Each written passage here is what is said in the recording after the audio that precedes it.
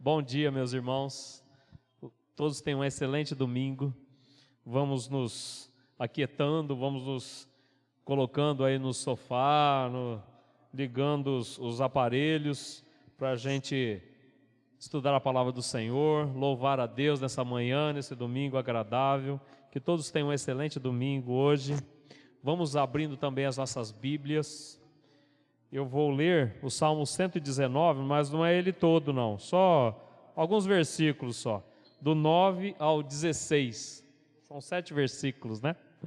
Vamos ler então o Salmo 119, dos versículos 9 até o 16, diz assim a palavra do Senhor: De que maneira poderá o jovem guardar puro o seu caminho? Observando segundo a tua palavra. De todo o coração te busquei, não me deixes fugir aos teus mandamentos. Guardo no coração as tuas palavras para não pecar contra ti. Bendito és tu, Senhor, ensina-me os teus preceitos. Com os lábios tenho narrado todos os juízos da tua boca. Mais me regozijo com o caminho dos teus testemunhos do que com todas as riquezas.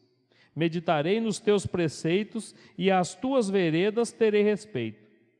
Terei prazer nos teus decretos, não me esquecerei da tua palavra. Vamos orar, irmãos? Você que está aí na tua casa agora, vamos abaixar as nossas cabeças, vamos fazer uma oração ao Senhor. Senhor, nós te agradecemos por essa manhã, te agradecemos, Deus, por esse domingo que o Senhor nos dá, por essa oportunidade que temos, ó Deus, mesmo distantes uns dos outros, ó Deus, nós temos essa oportunidade de ouvir a Tua Palavra, de estudar a Tua Palavra, Senhor, de louvar, ó Deus, a Ti, Senhor, com os irmãos do grupo de louvor. Te agradeço, ó Deus, pela Igreja Presbiteriana do Jardim Botânico, te agradeço, Deus, pelo Teu Filho, que nos deu esse amor, ó Deus, que se entregou por nós, ó Deus, e por causa disso, nós podemos nos achegar diante de Ti e louvar o Teu nome, ó Deus, com intrepidez, com alegria, e colocar as nossas necessidades diante de Ti, Senhor.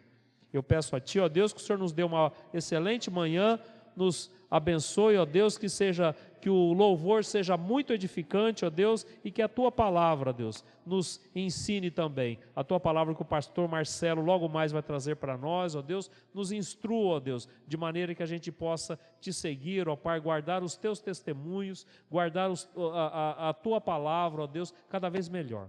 Oramos agradecidos, ó Deus, em nome de Jesus. Meus irmãos, eu já vou passar a palavra para o Altino e o grupo de louvor, para que eles nos conduzam no louvor dessa manhã.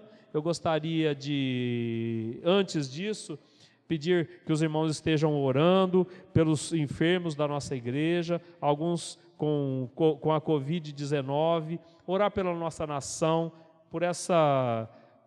pelo mundo todo, né, que está sofrendo por essa pandemia. Vamos continuar orando, porque ela ainda não acabou, que ela termine logo. Que Deus abençoe os nossos irmãos que estão ao redor do planeta, ó Deus, e que estão sendo acometidos, ó Deus, né? Que estão distantes, ou melhor, que estão diante dessa pandemia. Orar pelos irmãos aqui da igreja que estão na linha de frente, médicos, enfermeiras, enfermeiros, que estão na linha de frente. Vamos orar, irmãos. Eu gostaria de pedir aos irmãos que orem por isso. E também gostaria de lembrar os irmãos sobre nossos dízimos e ofertas. Vai ser colocado na tela, e já está colocado na tela o número da conta da nossa igreja, para que a gente possa entregar nossos dízimos ao Senhor, para que a igreja continue tendo, ou melhor, para que a igreja tenha continuidade. Eu gostaria de fazer uma oração rápida novamente, por esse trabalho, pela nossa igreja, pelos irmãos que estão na linha de frente, e depois já passo a palavra para o nosso grupo de louvor. Oremos, irmãos, mais uma vez. Senhor nosso Deus, obrigado, Jesus, obrigado pela nossa igreja. Eu peço a Ti, Deus, pelos médicos, pelos enfermeiros e enfermeiras, pelos médicos e médicas, Senhor, que estão na linha de frente, ó Deus, são soldados Teus, ó Deus, que estão na linha de frente, ó Deus, diante dessa pandemia, Senhor, salvando pessoas, cuidando de vidas, ó Deus, sendo bênçãos diante de tanta dificuldade, ó Pai. Abençoa esses irmãos, cura eles, guarda eles, ó Deus, de todo mal. Cura, Senhor, aqueles que ainda se acometeram de Covid e estão se recuperando. Te agradeço porque nós temos orado por irmãos que têm se abatido, ó Deus, com essa pandemia. Senhor, o Senhor tem ouvido a nossa oração, ó Deus, e tem curado os nossos irmãos, tem dado saúde a eles, ó Pai. Abençoa-nos, ó Pai, abençoa-nos nessa manhã, abençoa-nos no louvor agora e depois na condução da Tua palavra. Oramos agradecidos em nome de Jesus, Senhor. Amém. Passar para o grupo de louvor. Bom dia, meus irmãos. Que alegria, né? Podermos cultuar o Senhor novamente. E vamos declarar as grandes obras do Senhor Jesus, ó Rei das Nações.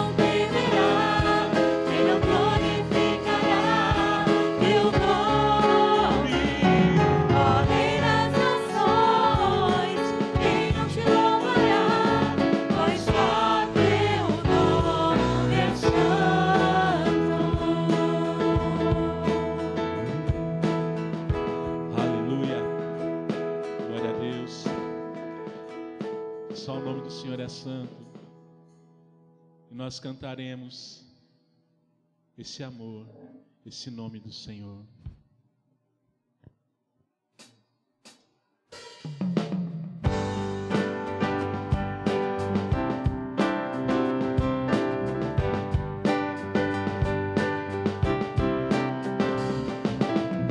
Os montes correm para o mar, teu rio de amor por mim. Eu abrirei meu coração, deixando a tua cura entrar. Me alegro por te pertencer, levantarei as minhas mãos. O teu amor me alcança e me faz louvar-te. Cantarei teu amor para sempre. Cantarei teu amor para sempre. Cantarei teu amor para sempre. Cantarei teu amor. Os montes correm para o mar, teu rio de amor por mim. Eu abrirei meu coração, deixando a tua cura entrar. Me alegro por te pertencer, levantarei as minhas mãos. O teu amor me faz sair, me faz voltar. Cantarei teu amor para sempre. Cantarei teu amor para sempre. Cantarei teu amor para sempre. Cantarei teu amor.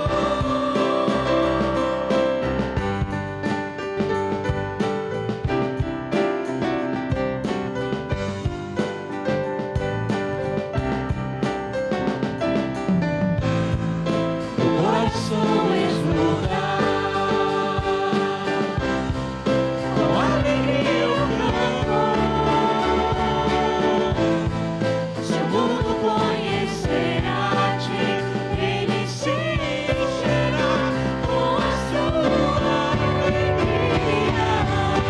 Cantarei teu amor para sempre. Cantarei teu amor para sempre. Cantarei teu amor para sempre. Cantarei teu amor. Cantarei teu amor para sempre. Cantarei teu amor para sempre. Cantarei teu amor para sempre. Cantarei teu amor para sempre. Cantarei.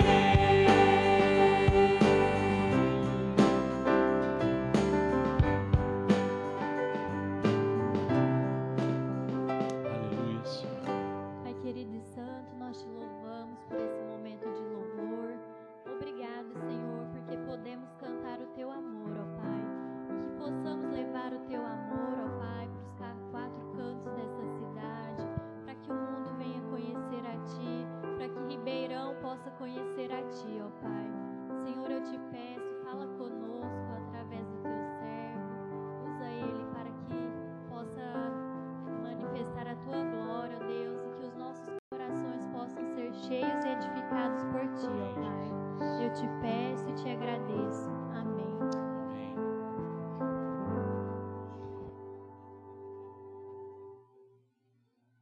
Nós saudamos a igreja no nome do nosso Senhor e Salvador Jesus Cristo. Amém? Para a aula da escola dominical desse domingo de manhã, eu convido você que está aí na sua casa a abrir sua Bíblia lá no livro de Gênesis, capítulo 38, versículos de 1 a 30. A palavra de Deus nos diz assim nessa manhã: Aconteceu por esse tempo que Judá se apartou de seus irmãos e se hospedou na casa de um adulamita chamado Ira. Ali viu Judá a filha de um cananeu chamado Sua, e ela a tomou por mulher e a possuiu. E ela concebeu e deu à luz a um filho, e o pai lhe chamou Tornou a conceber e deu à luz um filho, E a este deu a mãe o nome de Onã. Continuou ainda e deu à luz outro filho, cujo nome foi Selá. Ela estava em Quezibe quando teve. Judá, pois, tomou por esposa a o seu primogênito. O nome dela era Tamar. Porém, o primogênito de Judá, era perverso perante o Senhor, pelo que o Senhor o fez morrer. Então disse Judá a Onã: possui a mulher do teu irmão, cumpre o levirato e suscita descendência a teu irmão.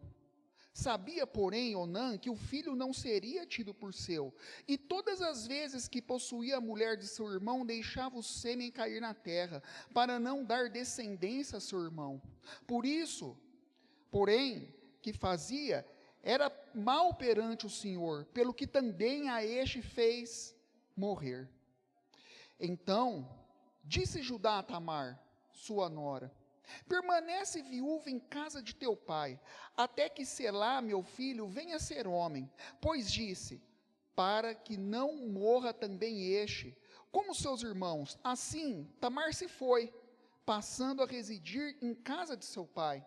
No correr do tempo, morreu a filha de sua, mulher de Judá, e, consolado Judá, subiu aos tosqueadores de suas ovelhas, em Tímina, e ele e seu amigo Ira, o adulanita, e o comunicaram a Tamar: eis que o teu sogro sobe a Tímina, para tosquear as ovelhas. Então ela se despiu as vestes de sua viuvez e, cobrindo-se com um véu, se disfarçou, e se assentou à entrada de Enaim, no caminho de Tímina, pois via que Selá já era homem, e ela não lhe fora dada por mulher. Vendo-a Judá, teve-a por meretriz, pois ela estava com o rosto coberto. Então se dirigiu a ela no caminho e lhe disse: vem, deixa-me possuir-te, porque não sabia que era sua nora. E ela respondeu: que me darás para coabitares comigo? Ele respondeu: enviar-te-ei um cabrito do rebanho. Perguntou ela: dar-me-ás penhor até que o mandes? Respondeu ele: que penhor te darei? Ela disse: o teu selo, o teu cordão e o cajado que seguras. Ele, pois, lhes deu e a possuiu, e ela concebeu dele. Levantou-se ela e se foi. Tirou de sobre si o véu e tornou as vestes da sua viuvez. Enviou Judá o cabrito por mão do adulanita, seu amigo, para reaver o penhor da mão da mulher, porém não a encontrou. Então perguntou aos homens daquele lugar: onde está a prostituta cultual que se achava junto ao caminho de Enaim? Responderam: aqui não esteve meretriz nenhuma. Tendo voltado a Judá, disse: não a encontrei. E também os homens do lugar me disseram: aqui não esteve prostituta cultual nenhuma. Respondeu Judá: que ela o guarde para si, para que não nos tornemos em opróbrio. Mandei-lhe com efeito o cabrito, todavia não o achaste. Passados quase 3 meses, foi dito a Judá: Tamar, sua nora, adulterou, pois está grávida. Então Judá disse: tirai-a fora para que seja queimada. Então, tirando-a, mandou ela dizer a seu sogro: do homem de quem são estas coisas eu concebi. E disse mais: reconhece de quem é este selo, e este cordão, e esse cajado? Reconheceu-os Judá e disse: mais justa é ela do que eu, porquanto não a dei a Selá meu filho, e nunca mais a possuiu. E aconteceu que, estando ela para dar à luz, havia gêmeos no seu ventre. Ao nascerem, um pôs a mão fora, e a parteira, tomando-a, lhe atou um fio encarnado e disse: este saiu primeiro. Mas, recolhendo ele a mão, saiu outro. E ela disse: como rompeste saída? E lhe chamaram Pérez. Depois lhe saiu o irmão, em cuja mão estava o fio encarnado, e lhe chamaram Zerá. Existe uma história, eu não sei se é verdade ou não, que é contada no meio científico contemporâneo, que diz um episódio acontecido com o cientista Albert Einstein e o seu chofer. Eis que o chofer de Albert Einstein, ele percorria todos os Estados Unidos com Albert Einstein, e ele tinha a oportunidade, então, de ouvir, em todas as cidades que eles percorriam, as palestras dele sobre a teoria da relatividade. E uma vez o chofer disse para o cientista: Dr. Albert, já faz meses que eu acompanho o senhor nessa peregrinação que o senhor explica sobre a teoria da relatividade, ao ponto de eu já praticamente decorar toda a sua fala em todas as suas palestras. E aí, Albert Einstein disse assim: então conta para mim, como é minha palestra? E o motorista, então, narrou e dissertou todo o conteúdo da palestra, ele realmente tinha decorado. E Albert Einstein, no seu humor que lhe era peculiar, disse assim: vamos fazer uma brincadeira com o público? Eu vou me fantasiar de chofer, e você vai se fantasiar de mim. E aí você vai dar a palestra no meu lugar. E eles fizeram justamente isso. No próximo local, na próxima universidade que eles fossem, Albert Einstein, rapou o seu bigode, pôs o cap de motorista, pôs o paletó de motorista, pôs um óculos escuro de motorista, se fantasiou de motorista. E o motorista, por sua vez, pôs um bigode postiço, fez o cabelo desgrenhado, que era típico de Albert Einstein, pôs um jaleco de cientista e realmente deu a palestra. E eis que no final da palestra, ele foi surpreendido com uma pergunta que não tinha nada a ver com o conteúdo da palestra, apesar de ser relacionado com a física. E aí ele se sentiu, então, numa situação complicada. E ele disse assim: o que eu vou responder? Eu não sei o que a resposta para dar para essa pergunta. Aí ele teve uma ideia, ele disse assim: meu amigo, essa pergunta é tão fácil, mas tão fácil, que eu vou pedir para o meu motorista respondê-la para você.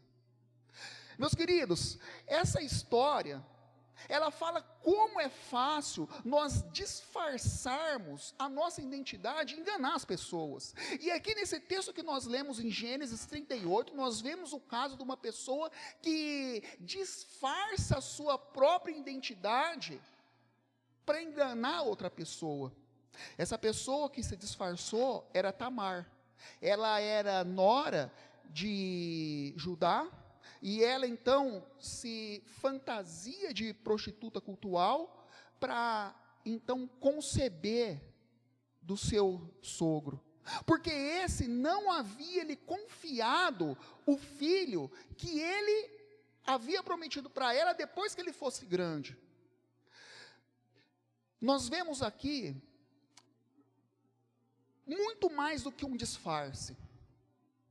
Nós vemos aqui uma coisa muito pior do que isso. Na verdade, o disfarce é um eufemismo. Aí, retornando às aulas de gramática lá do ensino fundamental, o que é um eufemismo? É quando você usa de palavras mais brandas para suavizar a gravidade do que ela realmente significa. Na verdade, disfarce significa uma coisa muito mais grave, que é o pecado da mentira. E aqui nós vemos duas mentiras nessa história: a mentira de Tamar, que disfarça a sua identidade para enganar outra pessoa, e a mentira de Judá, porque ele havia prometido seu filho mais novo, Zerá, quando ele fosse grande, para casar-se com Tamar e ela ser mãe de um filho seu, para que se cumprisse a lei do levirato naquela família. A lei do levirato, os irmãos sabem, que está lá em Deuteronômio 25, versículos 5 e 6, quando um marido, casado com a sua esposa, falecia sem ter filhos, obrigatoriamente, a sua viúva deveria casar com seu irmão, e aquele casal, então, suscitaria descendência, que não seria do irmão vivo, mas seria descendente do irmão falecido. O primeiro filho de Judá, era mau perante o Senhor e havia falecido. O segundo filho, Onã, ele praticava coito interrompido e se tornou reprovável aos olhos do Senhor, e também foi morto pelo Senhor. Então só sobrou o filho mais novo. E aí então Judá disse assim: quando ele completar os seus anos e se tornar adulto, ele vai ser seu.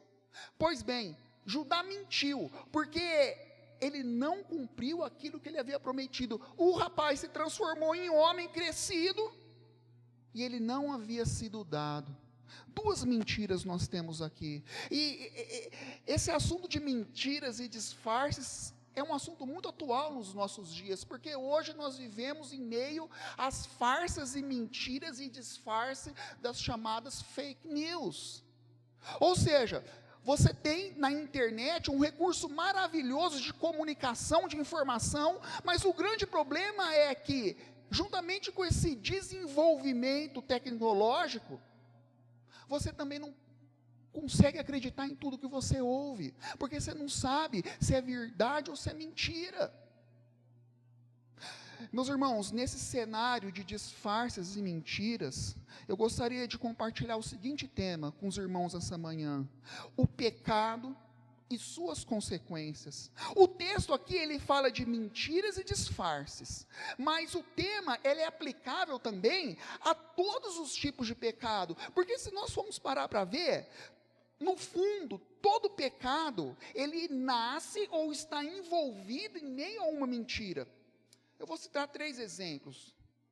No caso de um adultério, o marido mente para a esposa que é fiel e a trai. No caso da pornografia, a concupiscência dos olhos mente para aquele jovem, para aquele adolescente, que ele pode se satisfazer com aquelas imagens lascivas. No caso da injúria, quando você ofende alguém, você está mentindo para aquela pessoa sobre alguma coisa que ela não é. Analisando, em primeiro lugar, o pecado e a mentira de Tamar, eu gostaria de compartilhar com os irmãos uma primeira lição. Todo pecado é uma forma de agir que demonstra falta de confiança no Senhor. Tamar, ela estava esperando que Será fosse adulto, para que ele fosse entregue como seu marido, e ela coabitasse com ele e tivesse um filho, para que se cumprisse então a lei do levirato. Mas o que ela fez? Ela resolveu a situação não aguardando no Senhor, mas resolveu a situação através da sua própria maneira, mentindo, se disfarçando, para, ao invés de engravidar do filho de Judá, engravidar do seu próprio sogro.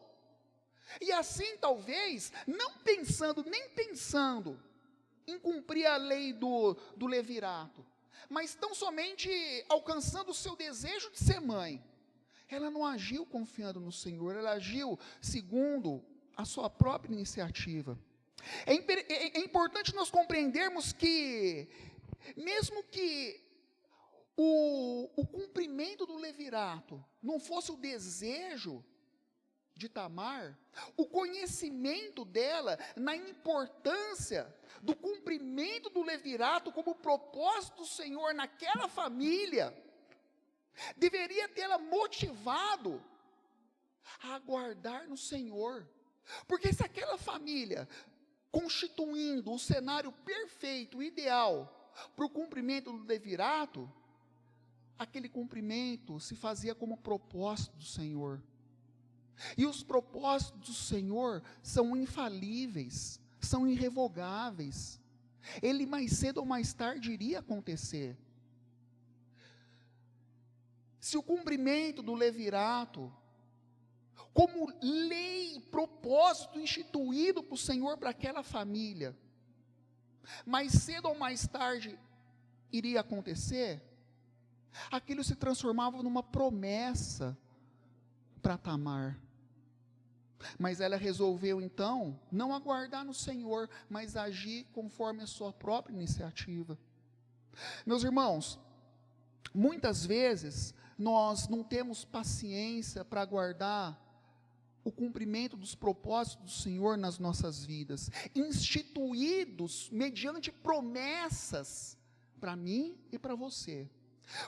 Esperar no Senhor jamais significa inércia, mas significa confiar no Senhor. Enquanto você está esperando o cumprimento de uma promessa do Senhor, como propósito dele para a sua vida, muitas vezes, meus irmãos, a coisa mais difícil a fazer é não fazer nada.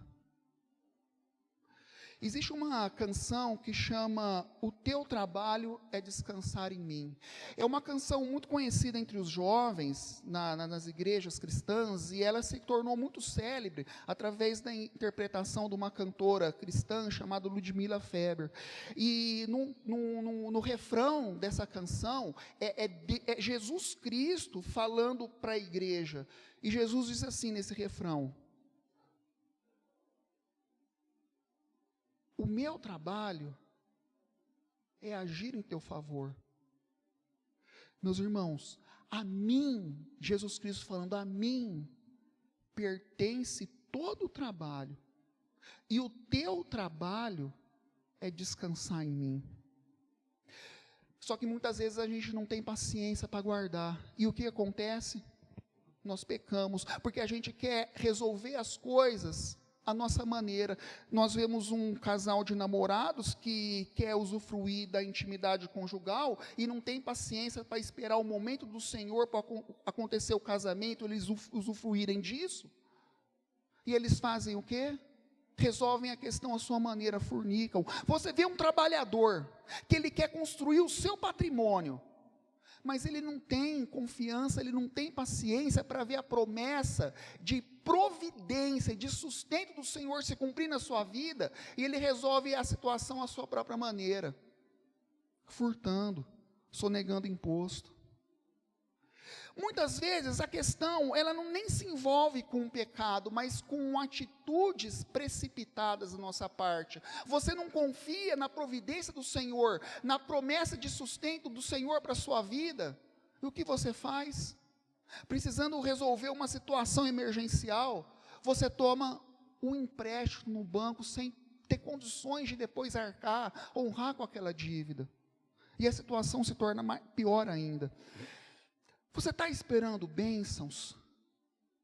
Deus tem promessas de sustento, de consolação, de restauração, para mim e para você. Mas até que elas não se cumpram na minha e na sua vida, não queira resolver a sua própria maneira, mas aguarde, confie no Senhor. Confie as promessas de Deus na sua vida, a tua paciência. Mas em segundo lugar, eu gostaria de compartilhar com os irmãos, ainda tratando do exemplo de Tamar, uma segunda lição. O pecado, ele arrasta com você outras pessoas para o fundo do poço. Tamar, ela mentiu sobre a sua identidade, se fantasiando de prostituta, para seduzir Judá. E Judá foi vítima da armação de Tamar. Tamar, ela aguça a libido de Judá e o faz pecar. Ela não pecou tão somente ela arrastou outra pessoa para o pecado. Meus irmãos, o grande problema do pecado é que muitas vezes a pessoa não peca sozinha, ela arrasta outras pessoas junto, e isso aumenta a gravidade do pecado. A gente vê o exemplo de Adão e Eva. Eva vai lá, seduzida pela serpente, come do fruto proibido, e não se dando por satisfeita, ela faz ainda o quê? Oferece e convence o seu marido, Adão, a comer o fruto proibido. Existe uma orientação que os salva-vidas dão para as pessoas, quando elas estão se banhando nas praias. Se você vê alguém afogando em alto mar, você que não tem conhecimento de socorro, não ouse a querer socorrer aquela pessoa, porque sempre um afogado vai afundar e vai levar para baixo das águas a pessoa que o socorre, porque ele está tão desesperado que ele não vai reconhecer aquilo como um socorro, mas como uma maneira, um apoio de se sustentar e de se salvar das águas. E você, junto com o afogado, o socorrista e o afogado acabam submergindo.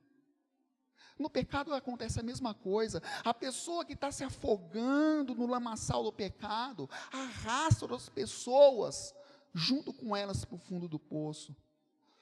É preciso ter cuidado hoje, meus irmãos, porque os pecados que nós praticamos podem destruir a vida de outras pessoas.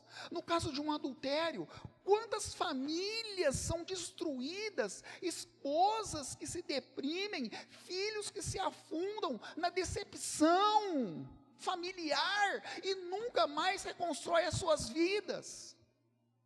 É interessante que eu vi uma reportagem sobre psicologia esses dias, que diz que em 90% dos casos de agressão doméstica, o agressor, que muitas vezes é o pai de família, ele agride em casa os filhos e a esposa, porque antes de chegar em casa, ele foi vítima de agressão dentro do trabalho.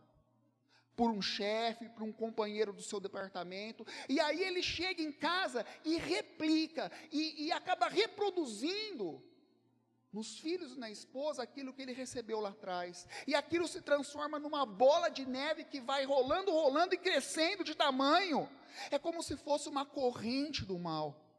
A gente vê os escândalos na igreja. Quando alguém comete um pecado na igreja, sendo liderança ou não, quantos e quantos irmãozinhos, quantas e quantas ovelhinhas acabam se decepcionando com a igreja, vão embora e nunca mais voltam.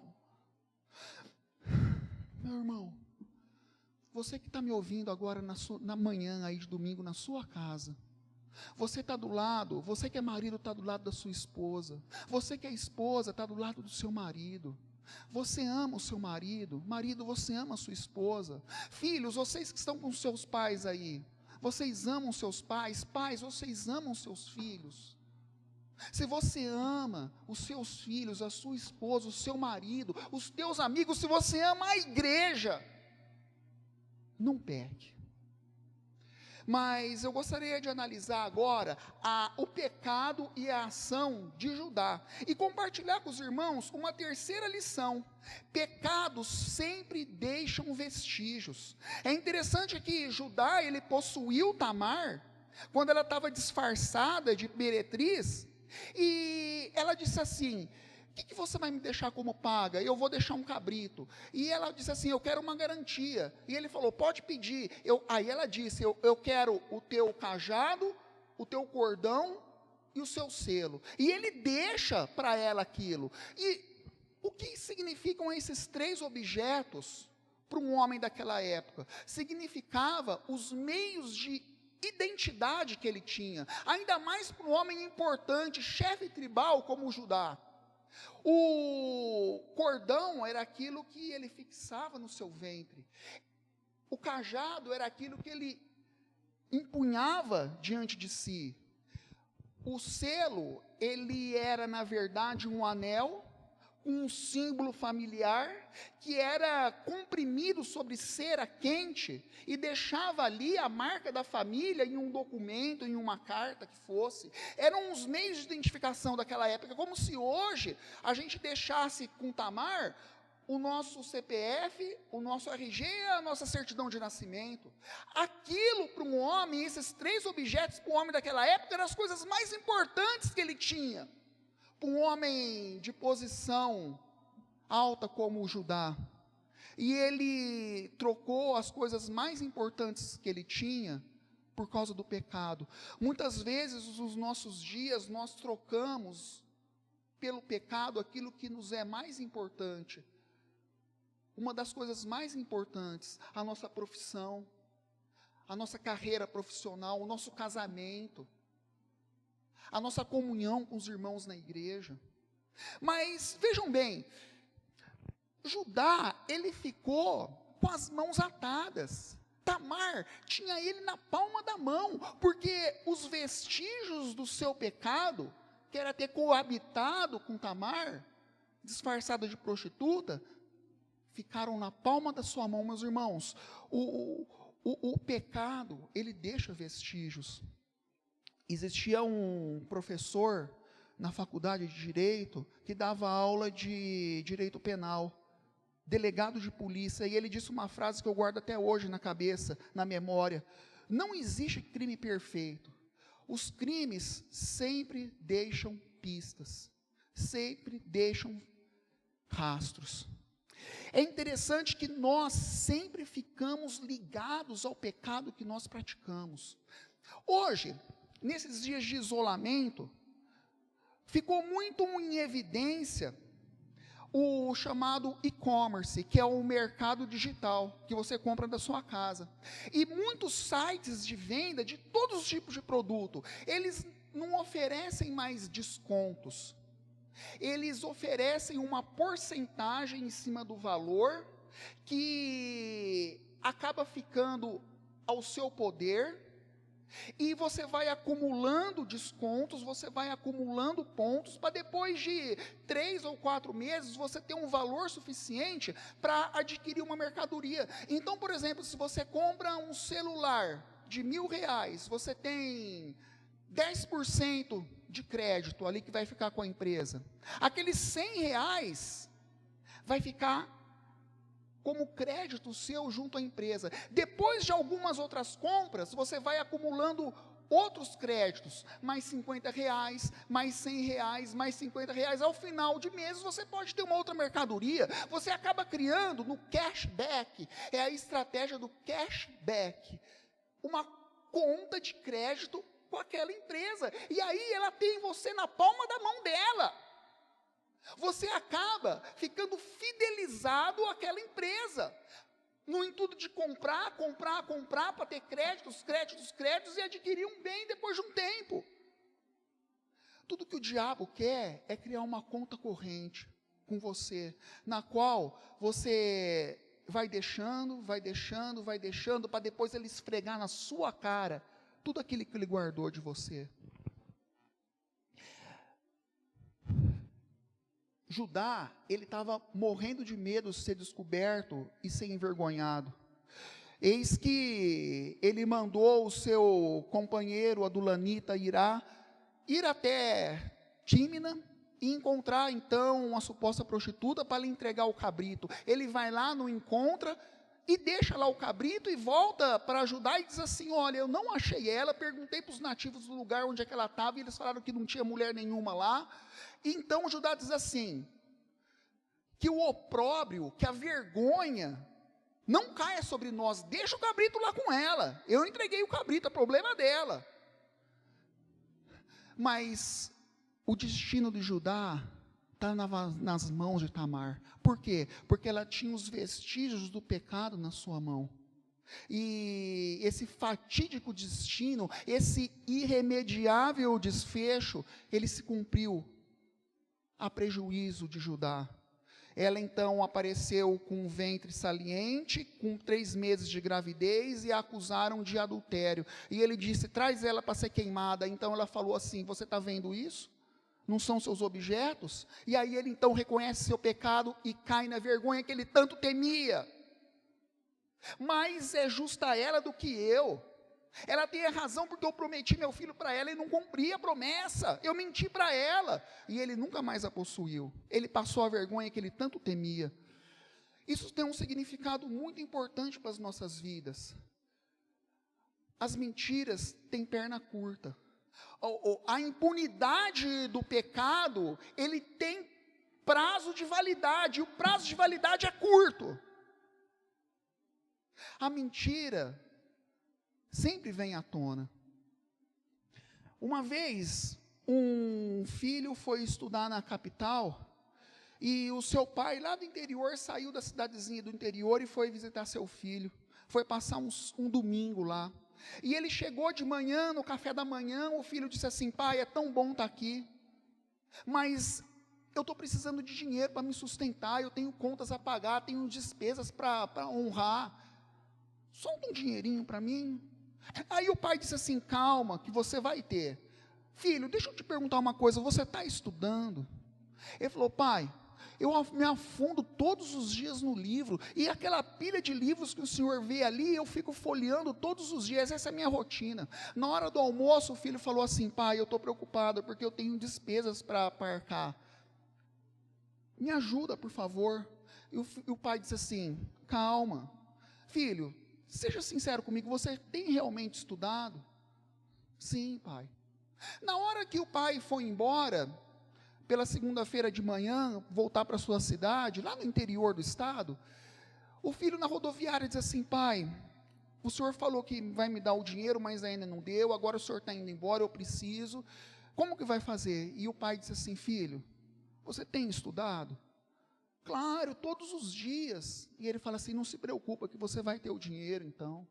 E o pai volta para a sua cidade e passa uma semana, passa 2 semanas, e o pai sempre, todas as noites, conversando com o seu filho, e o filho, pai, por que o senhor está fazendo isso comigo?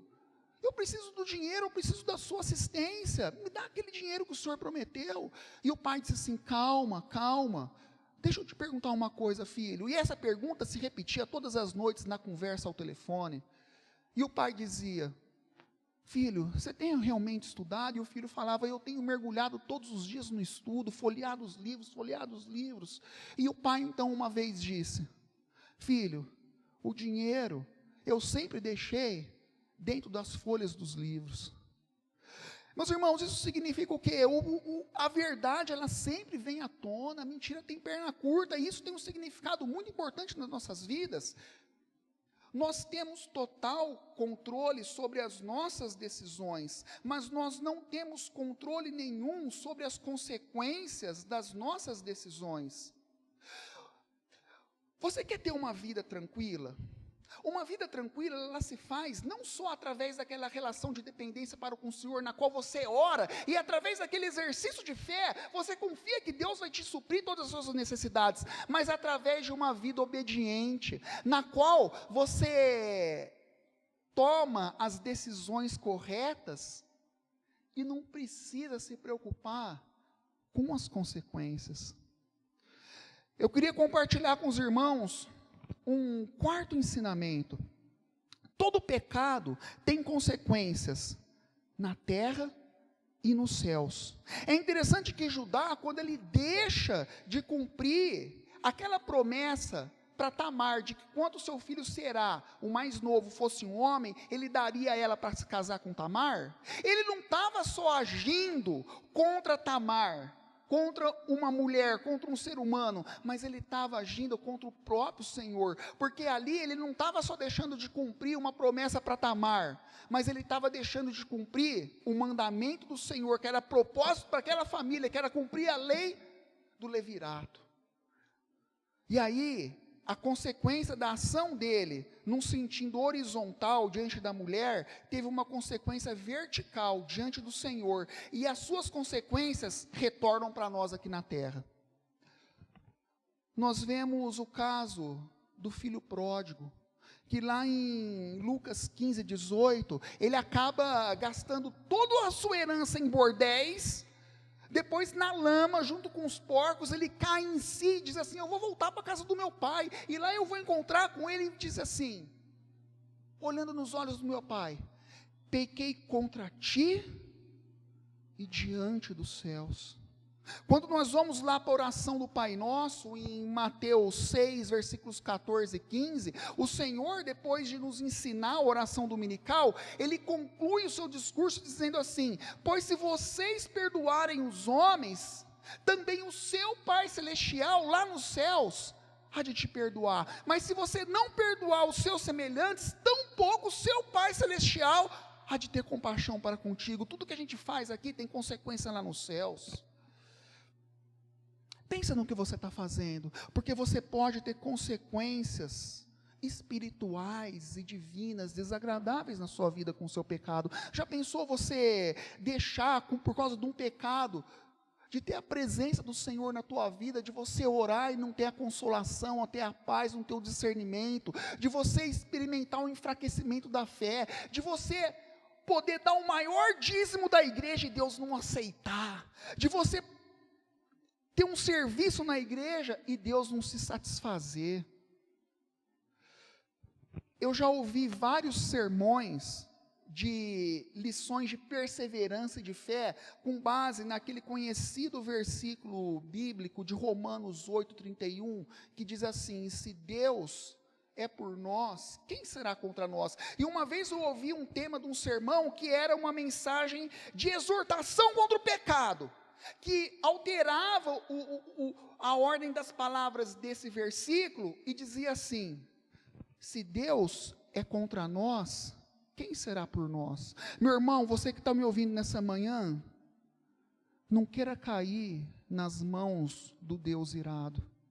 Mas eu queria compartilhar com você uma quinta e última lição, baseado no pecado de Judá, que é o distanciamento das nossas origens, muitas vezes nos leva a pecar. Quando nós vamos lá para o versículo 1, nós vemos que Judá, ele se apartou dos seus irmãos e foi para uma terra onde só tinha gente errada, onde reinava a promiscuidade e a idolatria, que era a terra dos cananeus, e lá ele se casa com uma cananeia e tem filhos com ela, e aquele ambiente distante das suas origens acaba comprometendo o seu caráter, porque ele se torna um péssimo pai.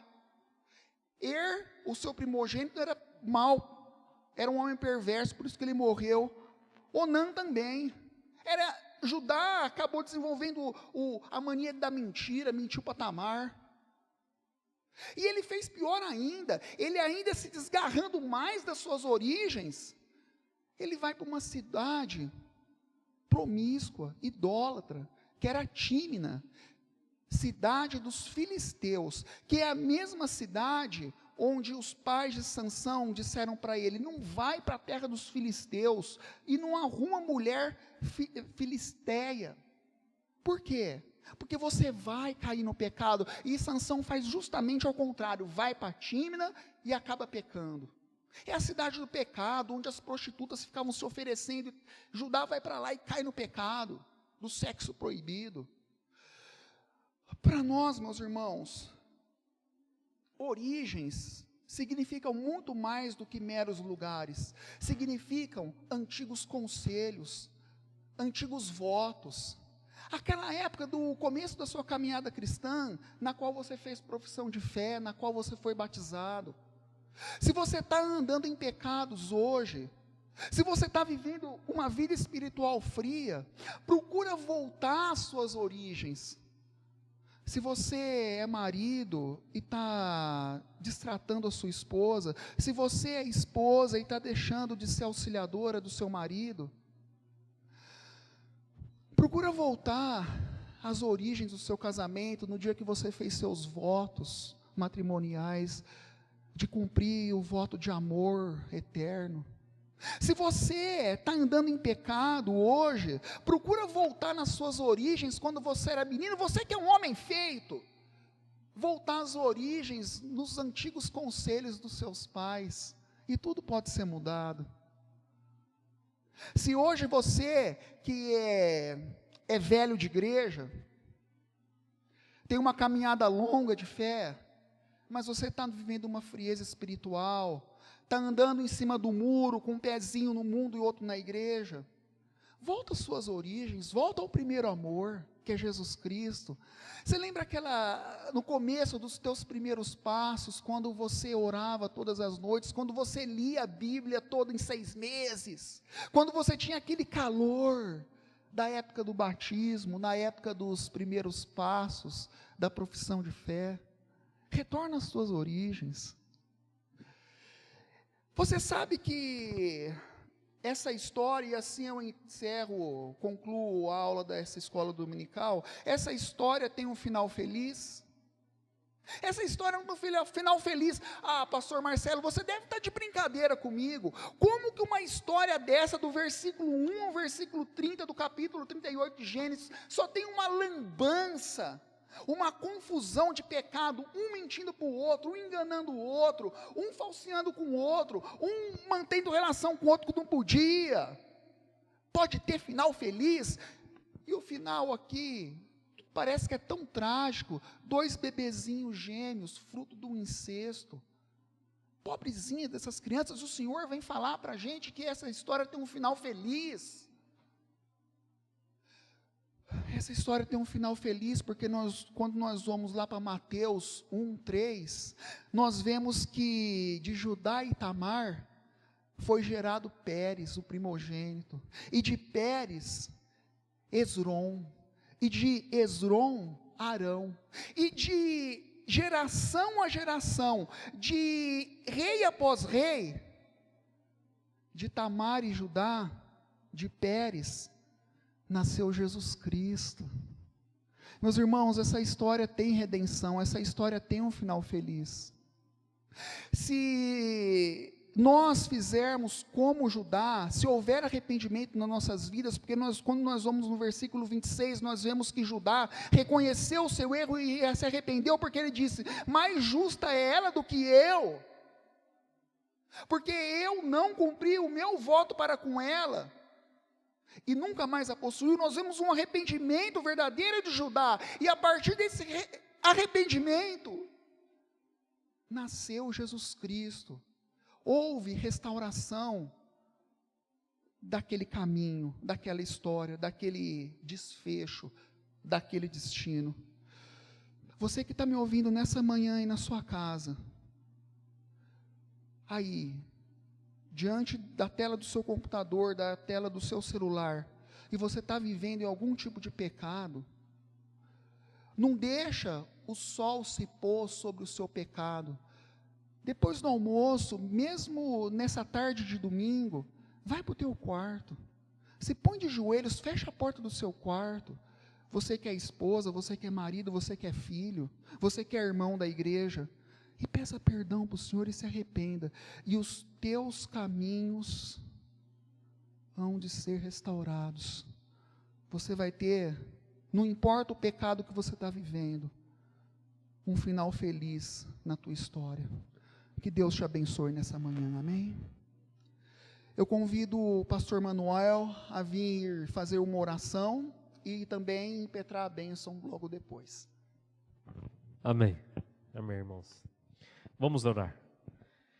Senhor nosso Deus, obrigado por essa manhã, obrigado por essa lição belíssima da Tua palavra, Senhor, que o pastor Marcelo nos trouxe, nos alertando contra o pecado, ó Deus, nos mostrando, ó Deus, que nós podemos nos arrepender e voltar aos caminhos do Senhor, e que o Senhor tem muitas bênçãos para as nossas vidas, ó Deus. Abençoa-nos, ó Pai, abençoa-nos nessa manhã, ajuda-nos, ó Pai, a praticar a Tua palavra, a fazer aquilo que o Senhor nos ensina, ó Deus. Abençoa cada um de nós, eu peço que o Senhor abençoe toda a Tua igreja, dê um excelente domingo, ó Deus, a todos nós, ó Deus, nos regozije, ó Pai, nos fortaleça, ó Pai, na Tua presença. Ó Deus, nós oramos em nome de Jesus, e a graça do Senhor Jesus, e o amor de Deus, o nosso Pai, e as consolações do Espírito Santo, estejam com cada um de vós, desde agora e para todo sempre. Amém.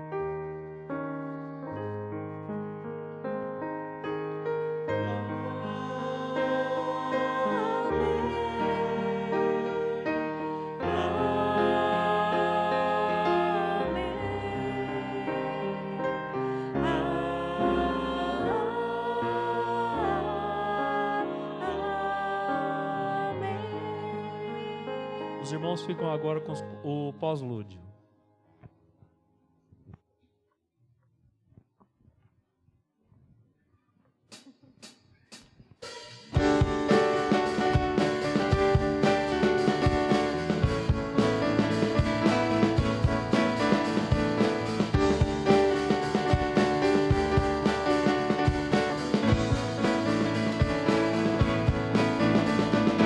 Nada nos separará